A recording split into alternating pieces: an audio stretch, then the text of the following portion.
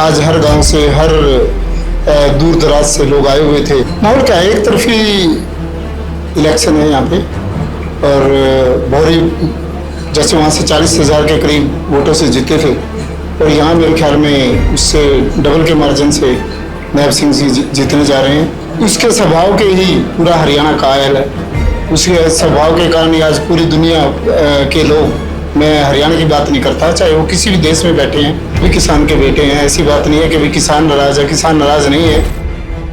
हरियाणा की चुनावी यात्रा पे हैं और आज वोट सीट लाडवा में पहुंचे हैं, क्योंकि आज नामांकन जो है मुख्यमंत्री नायब सिंह सैनी जी ने वो दर्ज करा दिया है और इस बार लाडवा से वो चुनाव लड़ने वाले हैं विधानसभा के। लेकिन इस वक्त एक खास चेहरा हमारे साथ मौजूद हैं, गुलाब सैनी जी, नायब सिंह सैनी के बड़े भाई समझ लो, जिगरी दोस्त समझ लो, वो मौजूद हैं। और उनके बारे में अगर बताऊं तो पहले हरियाणवी नेता हैं जो कनाडा में हरियाणा का कोई बंदा नेता बना हो। कनाडा की राजनीति की भी बात हम इनसे करेंगे, हरियाणा की राजनीति की बात भी करेंगे और खेलों के लेके भी काफी काम करा है, उन पे भी हम बातचीत जो है इनसे करेंगे। आज लाडवा में पहुंचे हैं द हरियाणा स्टोरी पे एक खास बातचीत आप देख रहे हो। मैं सुथर अपना विक्की बैरागी, ना किसी का दुश्मन ना किसी का सागी। सैनी साहब नमस्कार। राम राम। राम राम, नमस्कार। पहले तो आज के नामांकन से ही शुरू कर लेते हैं। आज जो नामांकन आपके मित्र ने भरा है और जिस तरीके से जन सैलाब था, बिल्कुल, तो क्या इशारा था ये?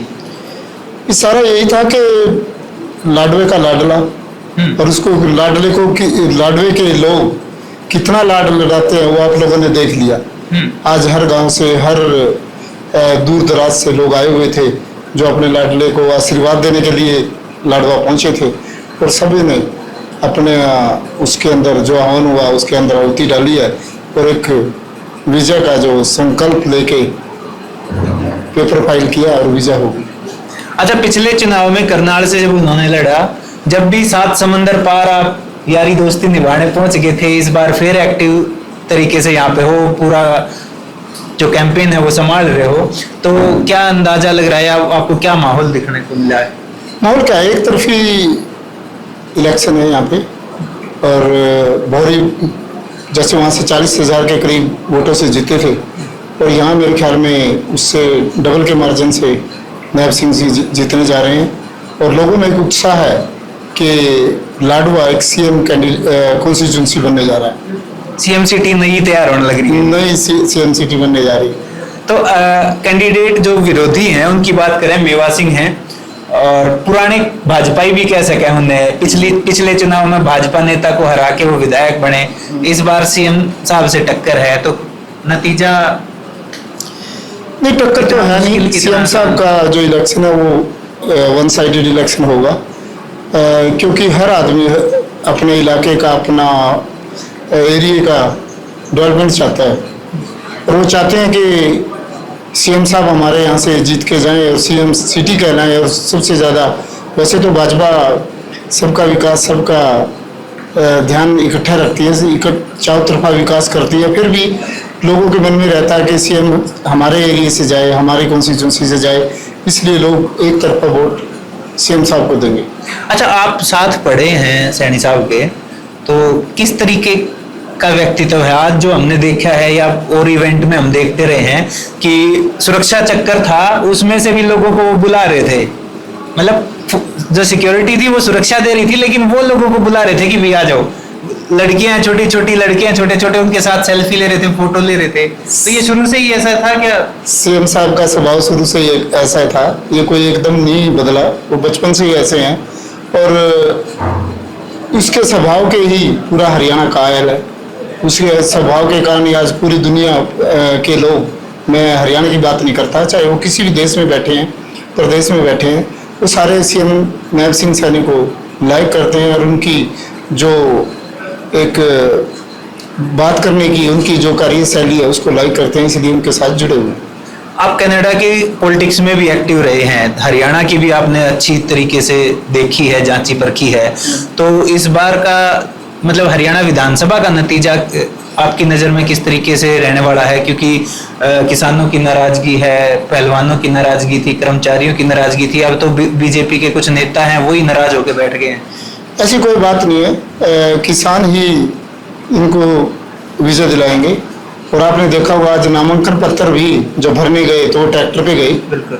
और किसान के पुत्र हैं और उनको पता है, वो भी किसान के बेटे हैं। ऐसी बात नहीं है कि भी किसान नाराज है, किसान नाराज नहीं है। आज कितने ट्रैक्टर थे वो सभी किसानों के ट्रैक्टर थे, जो अपने अपने ट्रैक्टर एक पूरा उसमें देखें तो किसानी झलकती थी और खुद ट्रैक्टर चला के अपना नामांकन पत्र उन्होंने भरा है। अच्छा, 5 महीने से ज्यादा का थोड़ा वो टाइम जो हुआ है सीएम साहब को मुख्यमंत्री पद संभालते हुए, इसमें इतनी दिक्कतें नहीं थी, लेकिन पिछली नाराजगी जो है वो कहीं ज्यादा है, तो उसका कुछ असर पड़ने वाला है? ऐसा कुछ नहीं है असर पड़ने वाला। जो पीछे की बात पीछे गई, अब लोग भविष्य के बारे में सोचते हैं। और भविष्य में जो एक टेलर मैं कहूँगा, एक टेलर था जो 56 दिन इन्होंने काम किया एज ए मुख्यमंत्री, और उसके अंदर लोगों ने देखा कि सुबह 7 बजे से लेके और रात के 2-2 बजे तक मुख्यमंत्री लोगों की दुख सुनते रहे, उनकी शिकायतें सुनते रहे। उनका जो काम करने की शैली थी, इतने घंटे मुझे नहीं लगता कि हिंदुस्तान में कोई इतने घंटे काम करता है जैसे कि नायब सिंह सैनी काम कर रहे हैं। अच्छा, आप मेरे को वहां के बारे में थोड़ा समझाओ। हरियाणा में जिस तरीके से नेताओं में वीआईपी कल्चर है, कनाडा में भी उसी तरीके का है क्या सीन? नहीं, कनाडा में कोई वीआईपी कल्चर नहीं है। वहाँ पे एक जॉब की तरह है, चाहे मेंबर पार्लियामेंट हो, चाहे एमएलए हो या किसी भी पद पे हो। हमारा कोई वीआईपी कल्चर नहीं है। एक लोगों के लिए काम करते हैं, उनकी जिम्मेवारी होती है, एक जॉब की तरह काम करते हैं। मतलब जो आम आदमी जिस तरीके से लाइन में लग रहा है किसी चीज के लिए, तो नेताओं को भी उसी तरीके से, नेता भी चाहे बैंक में जाना है, चाहे ग्रोसरी स्टोर पे जाना है, या चाहे कहीं पे भी जाना है, आम आदमी की तरह लाइन में लग के हम काम करते हैं और हम आम आदमी की तरह ही रहते हैं। कोई वीआईपी कल्चर नहीं है वहाँ पे। अच्छा, वहाँ का देखने के बाद कुछ लगता है कि यहाँ का जो है कल्चर है पॉलिटिकल वीआईपी कल्चर, उसमें कुछ चेंज होने चाहिए? चेंज हो उसमें वक्त लगेगा क्योंकि यहाँ वीआईपी कल्चर एकदम उलट है। यहाँ का कल्चर और वहाँ का कल्चर वहाँ टोटली डिफरेंट है। अच्छा, आपके साथ साथ, क्योंकि आपका भी जब नाम सुने हैं कि भाई हरियाणा से विदेश में, मतलब कनाडा में पहला हरियाणवी नेता है, ऐसे ही हरियाणा से एक हमारे भाई और हैं झज्जर जिले के रोहित अहलावत, वो यूके में काउंसलर हैं, तो वो भी आपकी तरह भी लगातार काम करते रहे हैं, तो उनसे भी बातचीत कर रहे थे, तो यही था कि वीआईपी कल्चर का बहुत फर्क है वहाँ पे यहाँ पे। बिल्कुल। तो बाकी और सिटी देशों में भी आप घूमे होंगे जी। इंडिया जैसा है क्या कहीं पे? नहीं, इंडिया ज़्यादा जैसा एशिया में अगर बात करें जाए, पाकिस्तान, इंडिया या फिर बांग्लादेश, इनमें तो है ही ना। लेकिन हमारा जो अमेरिकन कंट्री उनमें नहीं है, उनमें नहीं है, यूरोपियन में भी नहीं है और अमेरिकन जो कंट्री है उसमें भी नहीं। अच्छा, खिलाड़ियों के लिए भी आप लगे रहे, कबड्डी का आपका क्लब है, तो उसमें किस तरीके से हरियाणा से बच्चे जो हैं वो पहुंच रहे हैं? देखो, 2022 से पहले भी बात करें तो हरियाणा के जो कबड्डी, लंबी कबड्डी जिसको कहते हैं, हरियाणा स्टाइल भी कह देते हैं, उसमें हमारे हरियाणा से बच्चे नहीं जाते थे। या ये कह रहे हैं कोई उनके पास कोई बुलाता नहीं था या कोई भी कारण हो सकता है। लेकिन 22 के बाद मैंने वहाँ, मेरा अपना कबड्डी क्लब है, United Brampton sports kabaddi club, जो कनाडा का एक बहुत बड़ा क्लब है, और मैंने अपने क्लब में बात की, फेडरेशन में बात की, और तब एक ये फैसला लिया गया कि हरियाणा के जो अच्छे प्लेयर हैं वो भी कनाडा में आए और वर्ल्ड कबड्डी कप में भाग लें और वहाँ पे खेलें। तो सिल्लू बाबू अकबरपुरिया वो मेरे क्लब में खेलता है। हाँ, इस तरह पहले साल 22 के अंदर 10 लड़के हरियाणा से गए, उसके बाद 13 और अब की बार 15 लड़के हरियाणा से खेल रहे थे। और हरियाणा के लड़के जो वहाँ पे कहते हैं ना कि भाई किसी भी स्टेट को प्रमोट करना या किसी कंट्री को प्रमोट करना, तो वहाँ स्पोर्ट्स और कल्चर के माध्यम से हम उनको प्रमोट कर सकते हैं। तो मैंने भी यही अपनाया कि सबसे पहले हम अपने हरियाणा को अगर कनाडा की धरती पर प्रमोट करना चाहते हैं तो उसको हम स्पोर्ट्स के माध्यम से करें, और हमने कबड्डी चुनी। और कबड्डी के अंदर जब सिल्लू जैसे प्लेयर या दूसरे प्लेयर हरियाणा से, विनय खत्री या फिर रवि दोरा जैसे प्लेयर जब खेलते हैं तो हरियाणा होता है। तो जो कि पूरी दुनिया के अंदर वो एक मैसेज आता है कि ये प्लेयर हरियाणा से है, और इससे हमारा स्टेट, देश के साथ साथ स्टेट भी एक प्रमोट होता है। और वही काम किया और आने वाले टाइम में और इससे ज़्यादा एक स्टेप और आगे हम कर रहे हैं, हरियाणा के कल्चर को भी वहाँ पे प्रमोट कर रहे हैं। अच्छा, कनाडा का जब नाम आवे है तो एकदम से पंजाबी भाई हैं, उनकी जनसंख्या भी बहुत होगी और उनके कल्चर जो है वो लगभग वहाँ अपना लिया गया है ज्यादातर लोगों ने। अब आपने ये कदम उठाया, हम जिक्र भी कर रहे थे, तो हरियाणवी जो कल्चर है उसके लिए आप किस तरीके से क्या सपना देखते हैं? देखो, सबसे पहले तो मैं बात बता दूं कि आज कुछ लोग ये सोचते हैं कि कनाडा में सबसे ज्यादा पंजाबी है। आज हिंदू और पंजाबी बराबर की जनसंख्या है वहाँ पे। हो सकता है आने दिनों में हिंदुओं की संख्या वहाँ पे ज्यादा हो जाए। और दूसरी अगर कल्चर की जो है, तो आज तक हमारा कनाडा की धरती पे कोई भी हरियाणा का ऐसा प्रोग्राम नहीं हुआ जो कि एक मैसेज दे सके या एक कल्चर को प्रमोट कर सके। पहली बार नवंबर के महीने में, क्योंकि 1 नवंबर हरियाणा डे होता है, तो हमने नवंबर का महीना चुना। 2, 3, 4 नवंबर को वहाँ पे हरियाणा फेस्टिवल के नाम से प्रोग्राम होगा और उसके अंदर 12 कलाकार हरियाणा से वहाँ पे जाएंगे और हरियाणा का कल्चर, हरियाणा का विषय और हरियाणा का गीत संगीत आप अपने म्यूजिक के माध्यम से या ये कह लो कि सोशल मीडिया के माध्यम से या समाचारों के माध्यम से आप अपने घर बैठे उसका आनंद मानोगे। अच्छा, आप बाहर रहे हैं, अभी युवाओं को की बात करी खेलों के लिए या फिर कलाकारों की बात करी, उनके जरिए खेलों को और कल्चर को जो है बढ़ावा दे रहे हैं। एक अब ना पिछले कुछ सालों से आंधी सी आ गई है हरियाणा के गाँव में कि लोग किले बेच दे हुए हैं, घर बेच दे हुए हैं और उसके बाद विदेश जाने का सपना देखे हैं। तो वहाँ के किस तरीके के हालात हैं? कुछ तो डंकी जैसा रास्ता अपना ले हुए हैं, तो उन लोगों के लिए क्या कहना चाहेंगे? मैं यही कहना चाहूँगा कि अगर मेहनत करें तो यहीं पे कनाडा, यहीं पे अमेरिका और यहीं जर्मन, यूके सब कुछ यहीं पे है।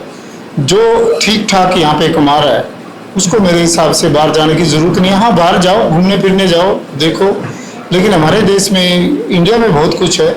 और आजकल देखा होगा कि वहाँ पे, खासकर मैं कनाडा की बात करूँ तो काम की बहुत किल्लत है वहाँ पे। बच्चों के पास काम नहीं है, स्टूडेंट इतने जा रहे हैं, डिमांड एंड सप्लाई का ध्यान नहीं देखा है। वहाँ की भी थोड़ा सा जो पॉलिसी है गवर्नमेंट की वो चेंज हुई है और जब हमारी गवर्नमेंट अब आने वाली है वहाँ पे, जब आएगी तो आप देखोगे कि कई चीज़ों में सुधार आएगा। तो मैं यहाँ के बच्चों को यही कहना चाहूँगा कि भाई कनाडा में या किसी भी कंट्री में आप जा रहे हो तो ये मत सोचो कि वहाँ पेड़ पे डॉलर लगे हैं या पाउंड लगे हैं। आपको दिन रात मेहनत करनी पड़ेगी। आप अपना पेट काट के एक पैसा बच्चे वहाँ पे या जो भी लोग जाते हैं वो बचाते हैं, और जो यहाँ पे पैसा बच के आता है वो कहीं 60 गुना, कहीं 70 गुना या कहीं 80 गुना हो जाता है। डिपेंड कि आप कौन सी कंट्री में हो, वही बचत है। अदरवाइज अगर वहाँ के हिसाब से रहोगे तो कुएं की मिट्टी कुएं में ही लगती है। अच्छा, वापस हरियाणा की राजनीति पे आए हैं। कांग्रेस लगातार जो है अटैक कर रही है बीजेपी पे। हिसाब हरियाणा मांगे हिसाब, एक कार्यक्रम चला रखा है जिसमें वो हिसाब मांग रहे हैं, तो उस पर आप क्या कहना चाहोगे? देखो, मैं पार्टी बेस पे कुछ बात कहना नहीं चाहता क्योंकि मैं पार्टी का कोई रिप्रेजेंटेटिव नहीं हूँ। वो तो बीजेपी वाले दे सकते हैं। मैं तो अपने दोस्त के लिए, भाई के लिए आया हूँ, वो दोस्ती के निभाने आया हूँ।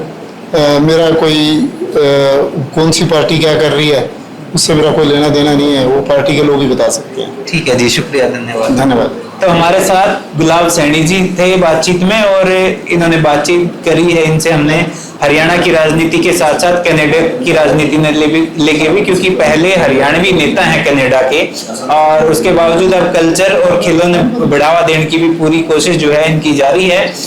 हरियाणा के लाडवा में इस टाइम है मुख्यमंत्री जी के साथ ही साथ समंदर पार उनके चुनावी कैंपेन को संभालने के लिए पहुंचे हैं। आज उन्होंने नामांकन भर दिया है। 8 तारीख का इंतजार रहेगा, नतीजे क्या रहने वाले हैं। जुड़े रहिए हरियाणा स्टोरी के साथ। कैमरे के पीछे कमल अत्री, राम राम।